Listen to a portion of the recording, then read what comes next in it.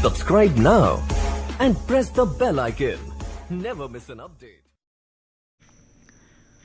नमस्कार साथियों, स्वागत करता हूं सबका इस YouTube चैनल पर जिसका नाम है स्टडी विद PN लोधा।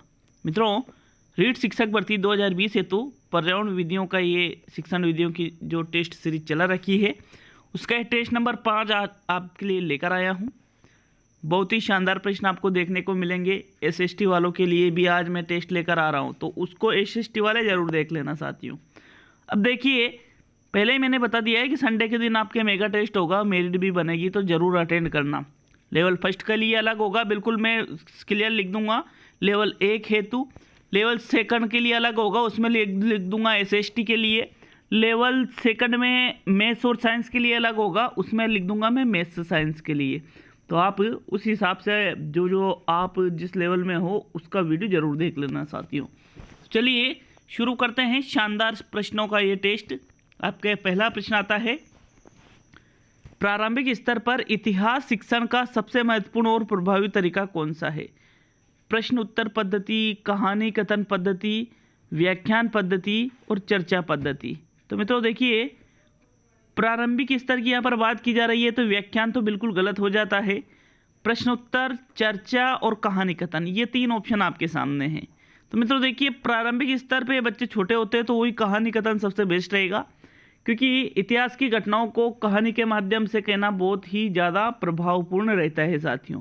आपने देखा होगा कई बार आप खुद भी बच्चों को पढ़ाते समय कहानियाँ सुनाते हो इतिहास से संबंधित। तो दूसरा विकल्प आपका सही रहेगा, प्रारंभिक स्तर की पूछा है इसलिए।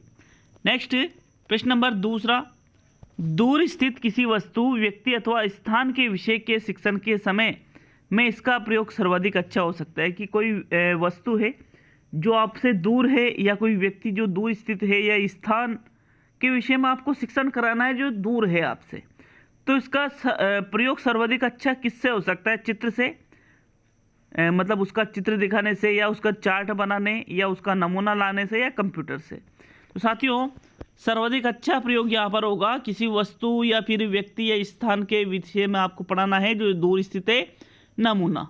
तीसरा विकल्प सही रहेगा। नमूना का मतलब होता है मॉडल। क्या होता है? मॉडल।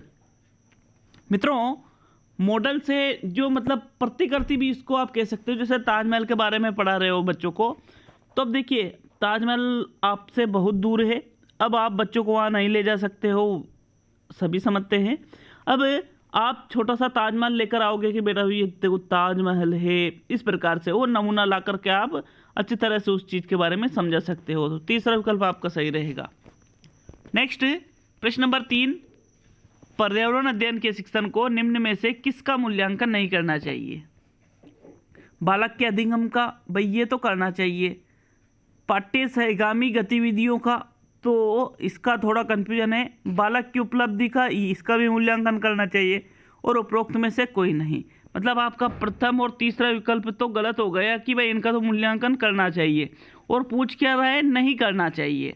तो आपके सामने ये 2 विकल्प है। मित्रों पर्यावरण अध्ययन का जो शिक्षण है उसको पाठ्य सहगामी गतिविधियों का मूल्यांकन नहीं करना चाहिए, क्योंकि पाठ्य सहगामी जो गतिविधियां होती है उससे बालकों का जो ज्ञानात्मक पक्ष है उसके अलावा और प्रकार के विकास किससे होते हैं? पाठ्य सहगामी गतिविधियों से होते हैं। हालांकि ज्ञानात्मक पक्ष का भी विकास हो सकता है उससे। तो दूसरा विकल्प आपका सही रहेगा यहाँ पर। नेक्स्ट प्रश्न नंबर 4 पे चलते हैं। आपके चौथा प्रश्न है मित्रों, इकाई शिक्षण के प्रवर्तक थे। कौन थे इकाई शिक्षण के प्रवर्तक? Professor young, John dewy, Armstrong और मॉरिसन। तो मित्रों इकाई शिक्षण के जो प्रवर्तक है वो है आपके H.C. मॉरिसन, जिनको हेनरी क्लेव मॉरिसन के नाम से भी जाना जाता है। चौथा विकल्प सही है प्रश्न नंबर 4 में। प्रश्न 5 पे चलते हैं साथियों। प्रतिरूप या मॉडल का प्रयोग निम्नलिखित कक्षा के लिए अधिक उपयोगी है? प्राथमिक कक्षा के लिए, माध्यमिक कक्षा के लिए, उच्च कक्षा के लिए और इनमें से कोई नहीं।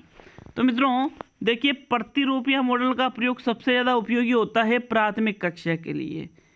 ठीक है, कौन सी कक्षा के लिए? प्राथमिक कक्षा के लिए, क्योंकि छोटे बच्चों में जो अमूर्त ज्ञान है वो कम होता है, और इसलिए यहाँ पर आप प्रतिरूप या मॉडल लिखाओगे तो वो चीज़ मूर्त रूप में हो सकती है। इसलिए प्रथम विकल्प आपका सही रहेगा प्रश्न 5 में। नेक्स्ट प्रश्न नंबर 6 पे चलते हैं मित्रों।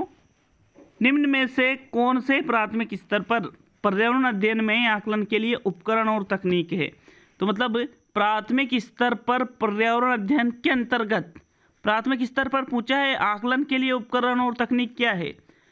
परियोजनाएं, कार्य, क्षेत्र भ्रमण, जनगणना लिखना और विचार मानचित्र, ये 4 है। इसमें प्रथम विकल्प है आपका ब और से सही है, दूसरा विकल्प है केवल द सही है, तीसरा विकल्प है ए और ब सही है और चौथा विकल्प है उपरोक्त सभी। तो साथियों देखिए, विचार मानचित्र तो प्राथमिक स्तर पर हो ही नहीं सकता, जनरल लिखना भी नहीं होगा, परियोजना कार्य हो सकते हैं, क्षेत्र भ्रमण भी हो सकते हैं। तो मित्रों इसलिए आपका तीसरा विकल्प, कौन सा विकल्प? तीसरा विकल्प सही है, ए और ब। ठीक है, उपरोक्त सभी गलत है, केवल दे भी गलत है और ब और से तो गलत ही है। जनरल लिखना तो आएगा ही नहीं इसमें, इसलिए यहाँ पर आपकी फर्स्ट चॉइस कौन सी रहेगी? विकल्प नंबर 3 सी, ए और ब दोनों। प्रश्न 7, पर्यावरण अध्ययन के शिक्षण में गुणात्मक व्यवहारगत परिवर्तनों के मूल्यांकन हेतु उपयुक्त तकनीक नहीं है। रेटिंग स्केल, ग्रेडिंग व्यवस्था, निबंधात्मक परीक्षा और रूपात्मक आकलन। तो मित्रों गुणात्मक व्यवहार की यहाँ पर बात की जा रही है, तो ये जो रेटिंग स्केल, ग्रेडिंग व्यवस्था, रूपात्मक आकलन, ये सभी गुणात्मक व्यवहार का मूल्यांकन करती है। लेकिन जो निबंधात्मक परीक्षा है इसमें अंक प्रदान किए जाते हैं, तो ये आंकिक आकलन का कार्य करते हैं निबंधात्मक परीक्षा, मतलब ये मात्रात्मक व्यवहार का परीक्षण करती है। तीसरा विकल्प आपका सही रहेगा प्रश्न नंबर 7 में। क्लियर है मित्रों? नेक्स्ट प्रश्न नंबर 8, छात्रों में रटने की प्रवृत्ति रोकने हेतु कौन से प्रश्न पूछने चाहिए? वस्तुनिष्ठ प्रश्न, लघु उत्तरीय प्रश्न, दीर्घ उत्तरीय प्रश्न और निबंधात्मक प्रश्न। अब रटने की प्रवृत्ति रोकना है आपको, तो छात्र कब किस सिचुएशन में रटना छोड़ेगा? साथियों जब उससे वस्तुनिष्ठ प्रश्न पूछे जाएंगे तब वो उन चीज़ों को नहीं रट सकता। कितने प्रश्नों को रट सकता है? इसलिए प्रथम विकल्प सही है प्रश्न नंबर 8 में।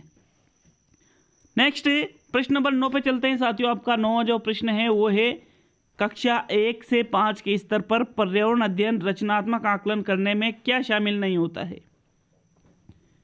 शिक्षण में कमियों की पहचान करना, विद्यार्थियों के सीखने को बढ़ावा देना, विद्यार्थियों की ग्रेडिंग और रैंकिंग और विद्यार्थियों के अधिगम रिक्तियों की पहचान करना। तो मित्रों देखिए रचनात्मक आकलन की यहाँ पर बात की जा रही है। देखो सीसी कितने प्रकार का होता है? 2, रचनात्मक और योगात्मक। तो यहाँ पर किसकी बात की जा रही है? रचनात्मक की। तो मित्रों रचनात्मक में ग्रेडिंग नहीं दी जाती है, ग्रेडिंग किस में दी जाती है? योगात्मक में दी जाती है साथियों। किस में दी जाती है? योगात्मक में दी जाती है। इसलिए तीसरा विकल्प आपका सही रहेगा प्रश्न नंबर 9 में।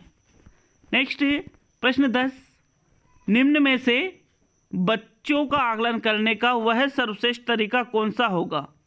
गृह कार्य, योगात्मक कार्य, पोर्टफोलियो और आवधिक परीक्षा है। तो देखिए यहाँ पर बच्चों का आकलन आपको करना है तो सबसे जो बेस्ट तरीका है वो होता है साथियों पोर्टफोलियो, क्योंकि पोर्टफोलियो में बच्चे का सारा रिकॉर्ड रहता है, तो इससे आप प्रत्येक जानकारी बच्चों के बारे में ले सकते हो। इसलिए तीसरा विकल्प आपका यहाँ पर बिल्कुल सही रहेगा साथियों। अगला प्रश्न नंबर 11 पे चलेंगे। सरल से कठिन की ओर सूत्र से क्या तात्पर्य है? अब ये शिक्षण सूत्र है ना, सरल से कठिन की ओर, तो इसका मतलब क्या निकलता है? बालकों को रुचि के अनुसार पढ़ाना, बालकों को पहले सरल ज्ञान दिया जाए, बालकों को थोड़ा समझाया जाए और बालकों को स्वयं समझने दिया जाए। तो साथियों सरल से कठिन का मतलब होता है कि बालकों को पहले सरल ज्ञान दिया जाए और फिर उसके बाद धीरे धीरे कठिनता की ओर बढ़ते जाए। दूसरा विकल्प आपका सही रहेगा प्रश्न 11 में। कमेंट करके जरूर बताएं कैसे प्रश्न लग रहे हैं आपको और कितने प्रश्न सही होंगे आपके। नेक्स्ट प्रश्न नंबर 12 पे चलते हैं साथियों। सामाजिक पर्यावरण अध्ययन मनुष्य और उसके संपूर्ण वातावरण, सामाजिक एवं प्राकृतिक के बीच होने वाली अंतः क्रियाओं का अध्ययन है। उपयुक्त पंक्तियां किसने कही है? जेम्स हेमिंग ने, डॉक्टर देव ने, ईबी वेस्ले ने और निकलसन ने। तो साथियों राइट आंसर यहाँ पर जो है, एक बार आप राइट आंसर बताइए। इसका राइट आंसर आता है डॉक्टर देव की ये पंक्तियां है साथियों। दूसरा विकल्प आपका सही रहेगा प्रश्न नंबर 12 में। अगला प्रश्न नंबर 13, पाठ की प्रस्तावना का मूल आधार क्या है? विशिष्ट उद्देश्य, पूर्व ज्ञान, समस्या मूलक प्रश्न और अधिगम सामग्री। तो साथियों, जो प्रस्तावना बनाई जाती है दैनिक पाठ योजना के अंतर्गत, उसका जो मूल आधार है वो होता है आपके पूर्व ज्ञान। विकल्प नंबर 2 यहाँ पर बिल्कुल सही रहेगा साथियों, क्योंकि पूर्व ज्ञान के आधार पर ही तो पाठ की प्रस्तावना पूछी जाती है साथियों। दूसरा विकल्प आपका सही है। नेक्स्ट प्रश्न नंबर 14, पर्यावरण शिक्षा केंद्र स्थित है जयपुर में, पटना में, दिल्ली में और अहमदाबाद में।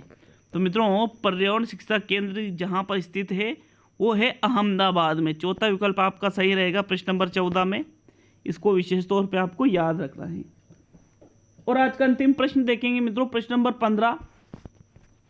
आपके 15वां प्रश्न है, पर्यावरण अध्ययन में क्षेत्र भ्रमण का मुख्य उद्देश्य होता है पिकनिक मनाना, मनोरंजन करना, प्रत्यक्ष अनुभव और सरकारी योजनाओं का निर्वहन। तो मित्रों देखिए, क्षेत्र भ्रमण का मुख्य उद्देश्य क्या होता है? ताकि बच्चे प्रत्यक्ष अनुभव कर सके। तीसरा विकल्प आपका सही रहेगा प्रश्न 15 में। तो मित्रों कमेंट करके जरूर जाए कितने क्वेश्चन सही हुए हैं, लाइक शेयर करना नहीं भूले।